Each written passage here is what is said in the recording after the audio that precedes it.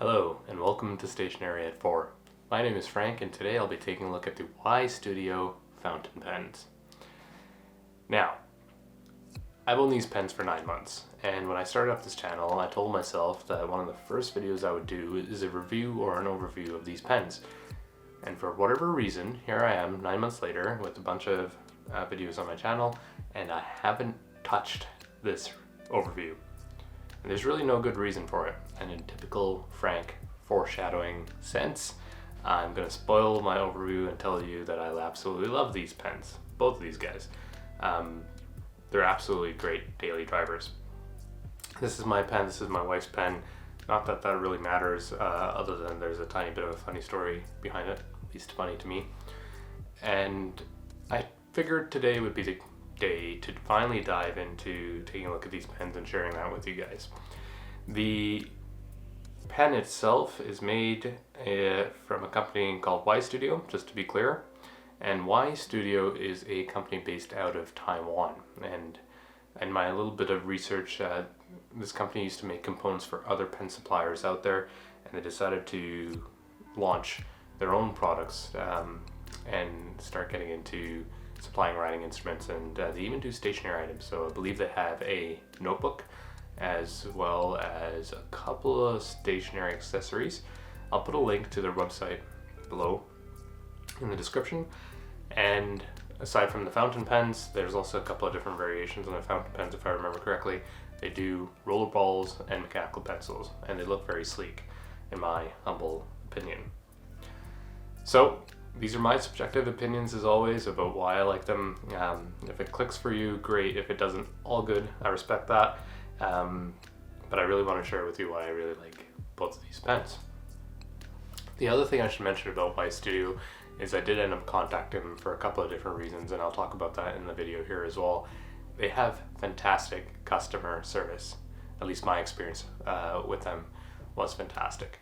And so aside from the fact that I got a pen that I really like, there was also great customer service behind it when I ran into a tiny minor issue with respect to how I use my writing instrument. Now, the other thing I wanted to share with you guys, these pens, this company was not on my radar. They're relatively new to North America, and it was actually one of my frequent visits to a local stationery shop, Madison Paige, here in Calgary, downtown Calgary. I was talking with the owner, Shelley, and as usual, talking about various things. She couldn't contain her enthusiasm about this pen that she had just bought, and she offered to let me use her demo pen, and I was instantaneously hooked. And so thank you, Shelley at Madison Paige, for encouraging me to spend some money and buy another writing instrument. And so I went out and got this pen. I bought these pens, actually, she didn't have any in stock. She was testing them out, and the other local stationery shops did not have them in stock either. So I ended up ordering mine online through a shop in Vancouver called Noteworthy, and I'll put a link to their online store below. They also ended up, or happened to have a sale at the time of my order, so I got a pretty nice deal on it. Without further ado, let's dive into the details.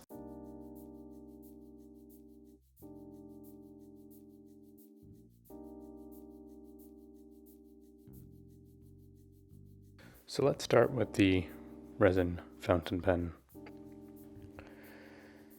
This set me back about 100 Canadian dollars with the sale that I mentioned I got at Noteworthy there, and it typically retails around 110, 108 Canadian dollars. It has a beautiful YStudio logo on it, and it looks very minimalist. The cap has a brass accent in there, as does the bottom of the pen. And one of the first things to notice about the pen is the fact that it is a hexagon. It's a hexagonal shape, and that's the most striking thing about this pen. There is no clip, and it won't roll away because of its design of the shape. So it's a stationary pen on your desk as such. The pen itself comes in 3 different color variations. It comes in white, red, and black. personally I went with the white because it was visually appealing compared to the other two colors, although the red definitely has me interested and I might have to pick up the red as well. The other reason I went with the white is, I'm not sure if I'm the only one who does this, but I have a tough time pairing body colors with different color inks. So if I went with the red pen, I feel like, and this is me personally, I would only go and put red inks into that pen. Neutral colors, perhaps like a gray pen or a black pen, I feel more comfortable about exploring. And then a white pen, in my opinion, can also be flexible with using other ink colors as well. Maybe that's just me. I'm curious what you guys do out there and if you're very comfortable mixing and matching. Anyhow, I digress. So red, white, black, one with the white here. And this is a resin pen, as I mentioned. It's all plastic except for the grip section here. This is brass, and it's and there's a tiny bit of brass inside as well, and I'll show that once we do a little bit more of a deeper dive. This is the cap here. It has a little, hard to see in there, and my pen's a little dirty from my recent travels. It has a little sleeve for the nib to slide into, and what that does is it keeps the pen from drying out, so that's an appreciated little design aesthetic. The cap, as I mentioned, has that brass accent, and the bottom of the body also has a little bit of a brass colorway or accent as well. Plastic, tiny bit of brass, tiny bit of brass, tiny bit of brass. The pen can be posted, and I'm probably gonna get my pen a little bit dirty here just because of the ink that I've got inside the cap. Can be posted. It doesn't post as it stays. It's just kind of a light post. You can technically do that. In my opinion, I don't think you need to, because I think the pen is actually quite well balanced just by itself. The pen does come with a cartridge in the box. However, it does not come with a converter. And just to do a little bit of a deeper dive into the body while I'm talking about the converter, just because we're going to take a look at the inside of this. It's a screw on body, threads onto the brass section in here, and I've put a converter onto it. Now, I have used a Kaweco converter. As I said, it doesn't come with a converter. And while you can use international cartridges, as it does come supplied with one, or short cartridges, I wanted to really get a converter in there. Now, the thing to note is, because of the pen's body's unique design, I don't know if you can see it really well in there, it's got this brass threading inside here, and it's got a slight taper on the body as well, on the outside, but there's a little bit of space restriction in there. So they tell you can use an international cartridge, but they also warn that because of the way the pen's designed, not all cartridges will fit. So you have to find kind of a slim international cartridge. So I tried using a Faber international cartridge at one point here. We'll just snug that on. And what I noticed is I couldn't get it on. It would get stuck. So not all international cartridges will work. So be warned about that. If you're picking up this pen, you'll have to find a slimmer international cartridge. In this case, I went with a Kaweco cartridge that I had, and happened to also just have this beautiful gold accent that I thought matched the brass accent. So if you put that in there, get that nice and snug, and then you'll see it fits in very nicely. Screw on, cap, and pen. The nib here, let's see if I can zoom into this just a touch. The nib is a beautiful Schmidt number 5 nib. And I was a bit surprised about this nib with respect to, I actually ordered a fine originally, and being a Western nib, I figured the fine would write like a Japanese or an Asian medium, which is where I like to write, so kind of like a medium fine. Anyhow, I was surprised that the fine actually wrote very fine, closer to an extra fine, and that wasn't what I was hoping for. So I did contact YStudio, as I mentioned at the beginning of the video. Great customer service, explained my scenario, and they ended up sending me a medium Schmidt nib here. And that gold, so this is a steel nib, gold plated, and just, I think it's gorgeous in matching with the brass accents. And the medium nib, in my opinion, writes closer to a, I would say, medium fine, which I think is just perfect for me. Nibs all have slight variations, and yeah, I just happened to find a slight variation in mine. The nib section here is plastic. Nib feed is plastic. Nothing unique about that. In terms of weight, so this pen is 20 grams, and that would be comparable to a TWSBI Eco in terms of weight. So, and I've just noticed that I've got a little bit of scuffing of ink on my pen. That's the other thing about the white, I guess I should mention, is it can stain, so I do give it a wipe every now and then. 20 grams in the YStudio, similar to a TWSBI Eco in terms of weight. And the other thing I should mention about the weight here is using the pen, it's actually incredibly well balanced. They really thought this out, because all the weight really seems to reside because of the brass threading in here, the brass section here. It resides right here, so it's very well balanced. And again, I don't think you need to post. And so writing with this guy, all the weight rests beautifully in your fingers. I'm not usually a fan of metal grip sections, but the brass actually has a little bit of texture.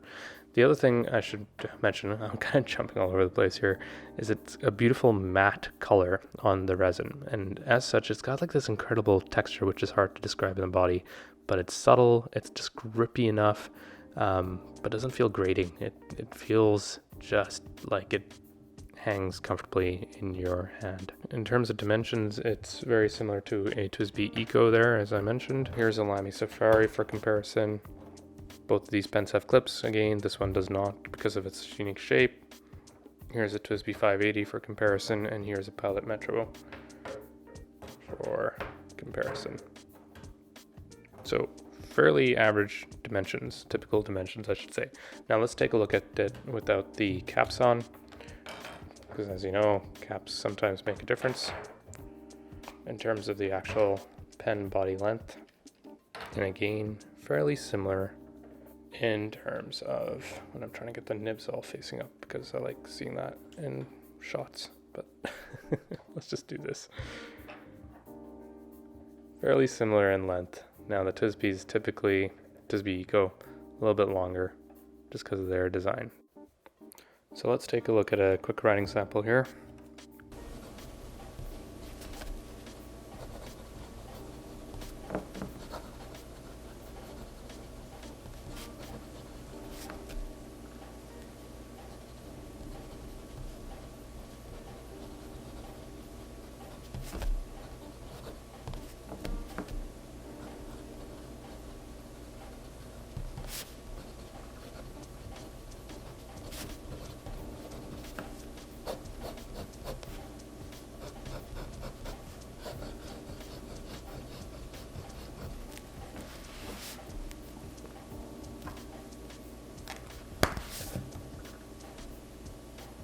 So buttery smooth in my opinion. It writes very beautifully.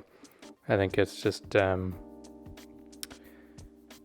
natural writing experience, and that's what I think a really good, well-designed writing instrument should feel like. Just ease, you open it up, you get to using it, and it just works. I don't have any hard start issues or anything like that. It just seems to flow, and I've tried it with various inks, some of the drier inks as well, and it just always works. So good feed flow into that nib, and the nib is surprisingly very buttery smooth. Now, just as an aside, just in case anybody's interested, I can show really quickly how to switch to a different nib. So if you ever decide that the nib size you got doesn't work for you, then you can switch them out. So here's the fine nib that I originally got with the pen. Let's zoom in a little bit. And again, here's that beautiful, let's just show that really nice and clear here. Beautiful Schmidt gold plated steel nib. So the way to undo the nib, take the converter or your cartridge off, put that off to the side, and what you're going to do is you're just going to unscrew this cap here, which holds the nib feed in place. Put that off to the side. You're going to just hold the nib and the feed, and you're just going to give it a little unscrew here as well. And that's how that all comes apart. There you go. And then you take your other nib with its section in here, you just snug fit it in, screw on your nib like that, plug in your converter, and voila, you have your pen back together and ready for use. In fact, I might even just do a quick demonstration of the fine to try and describe how different it is. So let me just get the ink into the pen, into the nib.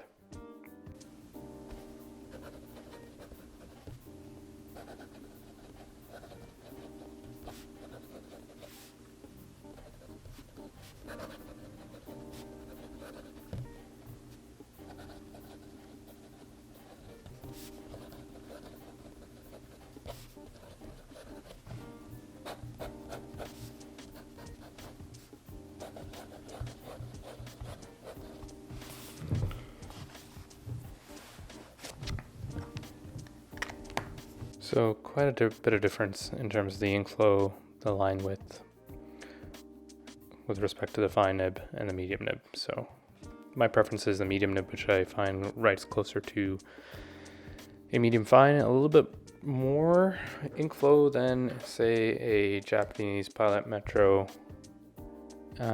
medium. Fairly similar in terms of line width. Here's the Pilot Metro compared to the YStudio, and I find the YStudio, and maybe it's subjective now that I'm kind of looking at this, is the YStudio is just a little bit on the finer side. So personally, I went with the YStudio medium, which I think is a bit more comparable to the Pilot Metro. Pilot Metro being just a shade finer, and the YStudio being just a touch more broad than the Pilot Metro here. So I guess what I'm saying is I kind of like a medium fine, and that's what the YStudio medium nib did for me.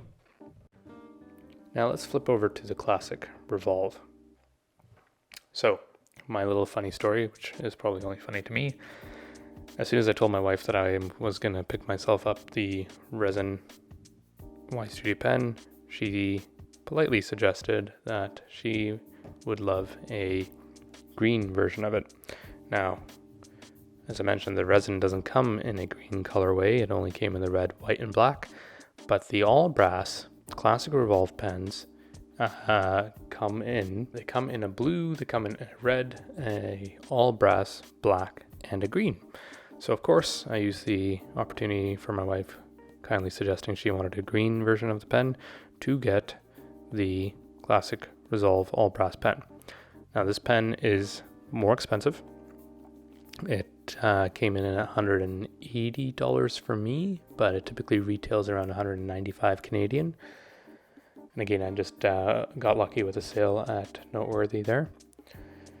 And you know, if the oh god, ink all over my pen here just because I've got ink all over my fingers because of the nib swap. Anyhow, sorry, I digress. If I was hooked on the YStudio Resin pen, I definitely lusted after the Classic Resolve. And when I got it for my wife, I must admit I felt incredibly jealous and also happy for her because it's such a beautiful pen.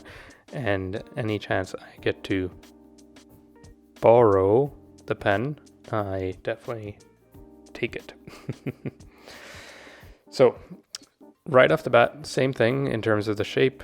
Hexagonal, has a brass accent, a bit more pronounced in my opinion than the resin as well. So brass accent on the cap, brass accent on the bottom, and it's brass all the way through, as I mentioned. So everything is brass with the exception of the nib feed, which I'll show in a second. And this coloring is kind of painted on, and it will patina over time, so it'll get that nice brass weathering look. The box also comes with a bit of sandpaper, so you can sandpaper the pen to your effect of patina right off the bat if you want, but I think both my wife and I prefer just to let it patina naturally over time. Like the resin pen, that the cap clicks on. It's a little bit more subtle of a click. As I mentioned, the entire body is made out of brass. There's a little bit of plastic here for the nib section, or the nib feed, sorry, and a little O-ring there just for tightening up the grip section into the body. No clip, but it's hexagonal and it won't roll away. Now, this pen is a hefty 46 grams with the cap on. If you take the cap off, then it still drops down to 30 grams and you can feel the weight of the entire pen. Like the resin version though, I find it's really well balanced. It's definitely weighted a little bit more. The weight is definitely spread out a little bit more throughout the pen, but when you're writing with it, it still feels like there's just enough in the front and a touch in the back where it just fits very nice and comfortable in your hand. The other thing I should mention here right off the bat, cap does not post, unlike the resin, which gives you the option to post if you like it. This one does not. So it's a non-postable pen, and if that's a deal breaker for some of you folks out there, I totally get it, because I like posting my pens typically as well. Let's just do a quick comparison with the resin pen here as well. So the classic all resolve, a little bit shorter, but also a little bit fatter. Hard to see there. It's a little bit chunkier with respect to width, diameter. The cap is considerably longer. And then the grip section is considerably longer as well. And we'll talk about the nibs here. The nib is a number 5 on the resin. On the YStudio Classic Resolve on the right here, it's a number 6, so larger nib as well. And unlike the resin pen, the all brass comes with a YStudio converter in there. Standard international size, but sorry, not standard international size, shorter size on the converter compared to your typical standard international cartridge size. So slightly less ink capacity there. And if I can find the right way to spin on my body, thread section again. And there you go. Other thing to note here right off the bat as well, the YStudio Classic All Resolve Fountain Pen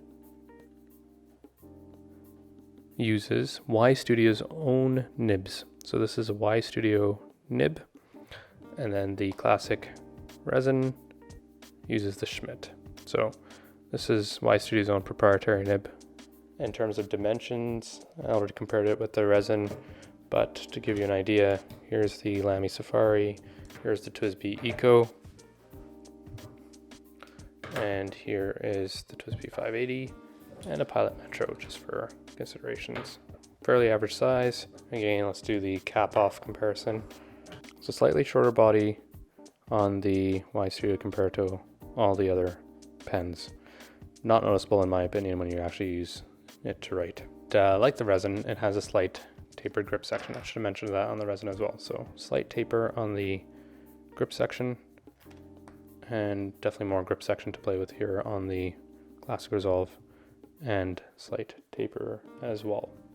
So let's do a writing sample. Pen is inked with a Diamine Shimmer-tastic Golden Ivy. And this is in a fine nib. Speaking of the nibs, the fine I find is actually closer to in between the medium and the fine and the resin. So surprisingly, not surprisingly, because it's a YStudio own proprietary nib, the nib I find is exactly a true fine for me, and my wife thinks the same way.